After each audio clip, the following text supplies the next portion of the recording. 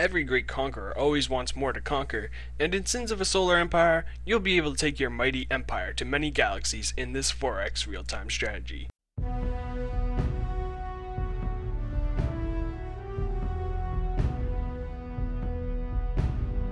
Usually I would talk about the plot about now, but Sins of a Solar Empire doesn't really have one. Sure, it has an opening cutscene giving a very quick explanation of their race status, and the Sins of a Solar Empire website has some more information about their lore, but it all seems very pointless in the end. Also, Sins has no campaign mode, so the plot is very thin. But just because a game doesn't have plot doesn't mean it's going to be bad.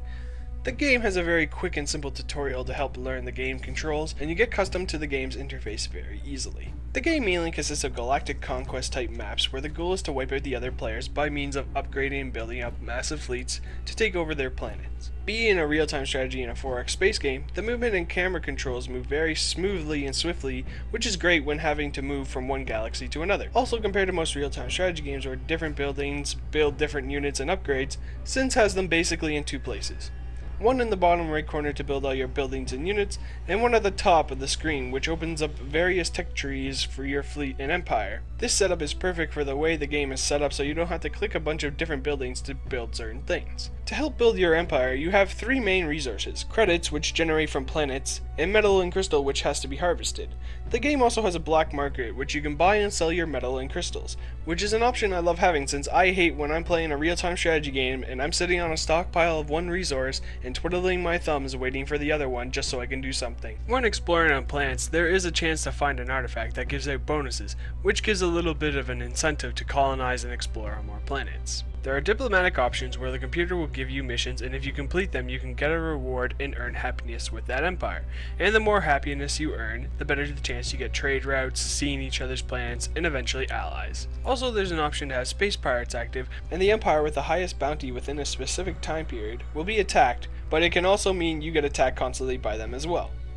The combat is very simple, with the fleets auto-attacking any enemy that comes within the gravity well, or by you selecting on the targets you want them to hit. Also, units have their abilities on auto-cast unless you tell them otherwise, which can make things a hell of a lot easier when fleets get larger as the game goes on.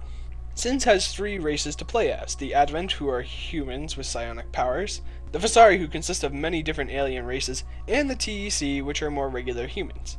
The races basically have the same set of regular frigates and cruisers, but with minor differences, but the capital ships is where it's varied, with them having different abilities. The overall unit types are small, with 6 light cruisers, 4 frigates. Sure, there are 5 different types of capital ships, but it's not like you produce a large amount of them at one time. But with that, it makes the game easier to balance, and Sins has a really good balance overall, with the Advent having good speed and relying on their shields and laser weapons, Visari having firepower but it costs more supplies to do so, and the TEC being very average all around. No one race has a huge advantage over the other. Sins does share a few bit of problems. For example, as much as the computers send you missions to do for them, you cannot send them missions to do for you, which would probably help in certain situations. But supposedly in the upcoming diplomacy expansion, they will add that option, but since it's not out right now, I can't say if it truly helps. Also, considering the game is set in space, I kind of expected more variety within the races, or even more altogether, like a robot race or a bug race, or hell, even a playable space pirate race. But again, with more races it could lead to balancing issues, which is why I don't get too angry over it. The multiplayer isn't very lively, but again, some games can take up to hours to play, and playing with a bunch of people is fun. The only real problem I had with the multiplayer gameplay is that I find the actions take a good half second to register before it actually happens. The defense structures are fairly lacking. Anyone with a decent sized fleet could probably still take over the planet with minimal losses, even if you max out the number of structures allowed, but the entrenchment expansion does improve on that greatly with star bases and minefields, but the only problem is that you need the expansion just for that. The issues are there, but usually there is something to fix them, or benefit like balancing from not having it. So it's easy to oversee these problems. In the end, a lot of veteran real-time strategy players might get turned off by the game being a lot slower paced than most average real-time strategy games, but I really did enjoy Sins of a Solar Empire, with it giving me an overall more epic feeling than having huge fleets and attacking multiple planets at once. I would recommend it to people who are in the genre and those looking to get into real-time strategy for the first time, and it has a fairly good price at $30 for the original and the entrenchment expansion. Well, that's all from me right now. I'm off to conquer the universe. Till next time, see you later.